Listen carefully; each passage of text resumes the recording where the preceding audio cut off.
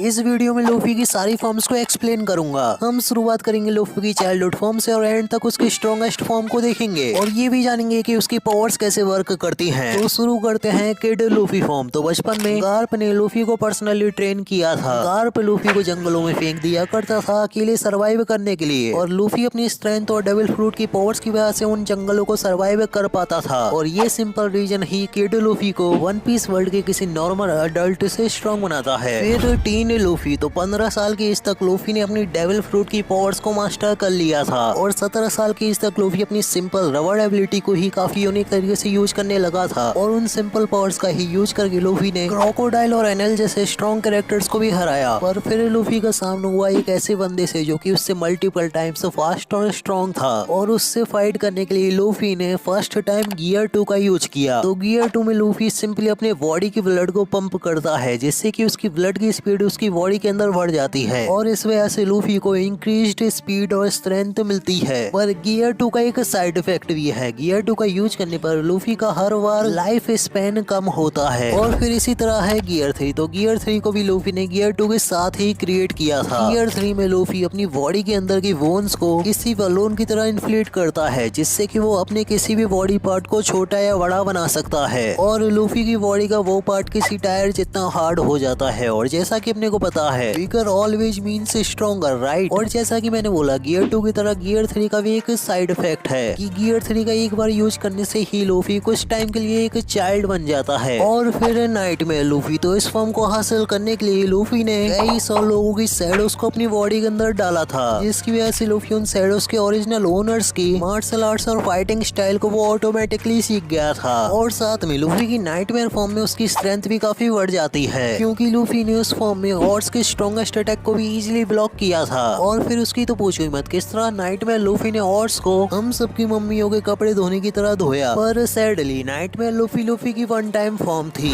इसलिए ये फिर टाइम स्किप लूफी। तो मरीन फोर्ड के इवेंट्स के बाद लूफी को पता चला कि वो कितना पावरलेस है, जिस वजह से उसने 2 साल रेली से ट्रेनिंग ली, और 2 साल रेली से ट्रेनिंग लेने के बाद उसने तीनों टाइप्स की हाकीज को मास्टर कर लिया, जिसमें पहली है आर्मामेंट हाकी, जिससे कि लूफी अपने किसी भी बॉडी पार्ट को सी प्रिज्म स्टोन जितना हार्ड बना सकता है, और दूसरी है ऑब्जर्वेशन हाकी, जिसका यूज करके लूफी हाई स्पीड अटैक्स को भी बिना देखे डॉज कर सकता है, और तीसरा है कॉन्करर्स हाकी, जिसका यूज करके लूफी सिंपल भाषा में अगर बोलूं तो अपने से वीक बंदे को बिना फाइट किए नॉक कर सकता है। और साथ में लूफी ने उन 2 सालों में गियर 2 और गियर 3 को भी मास्टर कर लिया था, जिस वजह से गियर 2 और गियर 3 के साइड इफेक्ट्स भी फिर लूफी पे अप्लाई नहीं होते थे। और इतना ही नहीं, रेली से ट्रेनिंग के बीच में ही लूफी ने अनलॉक किया था गियर 4। तो गियर 4 में लूफी अपनी बोन्स की जगह अपनी पूरी बॉडी की मसल्स को बलून की तरह इन्फ्लेट करता है, और वो अपने पैरों और हाथों को इस फॉर्म में आर्मामेंट हाकी से कवर रखता है। और गियर 4 में भी लूफी की 3 और फॉर्म्स हैं। सबसे पहले गियर 4 बाउंड मैन। तो इस फॉर्म में लूफी अपनी अपर बॉडी की मसल्स को बलून की तरह इन्फ्लेट करता है, जिससे कि वो एक बॉल जैसा बन जाता है, जिस वजह से लूफी इस फॉर्म में चल नहीं सकता, लेकिन लूफी इस फॉर्म में एयर को पुश करके फ्लाई कर सकता है। और इस फॉर्म में लूफी को गियर 2 की स्पीड मिलती है और गियर 3 की स्ट्रेंथ। और फिर है गियर 4 टैंकमैन। तो इस फॉर्म में लूफी की डिफेंसिव एबिलिटीज काफी बढ़ जाती हैं, और लूफी भी इस फॉर्म में अपनी बॉडी को एक वेपन की तरह यूज कर सकता है। और फिर है गियर 4 स्नेकमैन। तो लूफी ने ये फॉर्म एक ऐसे बंदे के खिलाफ अनलॉक किया था जो इसके पास फ्यूचर में देखने की एबिलिटी थी, जिस वजह से लूफी की ये फॉर्म लूफी की और सभी फॉर्म्स से फास्ट है। और इसी फॉर्म से पहले लूफी ने एडवांस ऑब्जर्वेशन हाकी यानी फ्यूचर देखने की एबिलिटी सीखी थी, जिस वजह से लूफी इस फॉर्म में काफी ज्यादा फास्ट और स्ट्रॉन्ग हो जाता है। और फिर बात करते हैं लूफी की नेक्स्ट फॉर्म वानो लूफी की। तो काइडो से फर्स्ट टाइम फाइट करने के बाद लूफी को पता चला काइडो पर उसके अटैक्स का कोई असर नहीं होता, और इसलिए काइडो से फाइट करने के लिए लूफी ने सीखा एडवांस आर्मामेंट हाकी, जिससे कि लूफी अपने अपोनेंट्स को अपने अटैक्स से अंदर से डैमेज कर सकता है। फिर रूफटॉप लूफी। तो काइडो से फाइट में लूफी को रियलाइज हुआ कि वो कॉन्करर हाकी को भी अपने अटैक्स के साथ इन्फ्यूज कर सकता है, जिसके बाद लूफी अपने अटैक्स के साथ स्काई स्प्लिट करने जितना स्ट्रॉन्ग हो गया था। फिर गियर 5। तो यह भी काफी मिस्टीरियस फॉर्म है, पर this form stated to turn imagination into reality. ये फॉर्म लूफी के डेविल फ्रूट की अवेकनिंग है, जिसमें कि लूफी को जॉन डेविल फ्रूट अवेकनिंग जैसी एक ट्रांसफॉर्मेशन मिलती है, और पेरीमीस के डेविल फ्रूट के अवेकनिंग की तरह अपनी सराउंडिंग्स और इवन लोगों को भी अफेक्ट करने की पावर्स मिलती हैं। इस फॉर्म में लूफी के लिए एयर में चलना और लेविटेट करना काफी नॉर्मल है, क्योंकि गियर 5 लूफी एक जायंट बन सकता है और एलिमेंट्स जैसे कि लाइटनिंग और फायर को भी ग्रैब कर सकता है, and he can also create things out of thin air और वो अपनी फिस्ट को एक आइलैंड जितना बड़ा भी बना सकता है।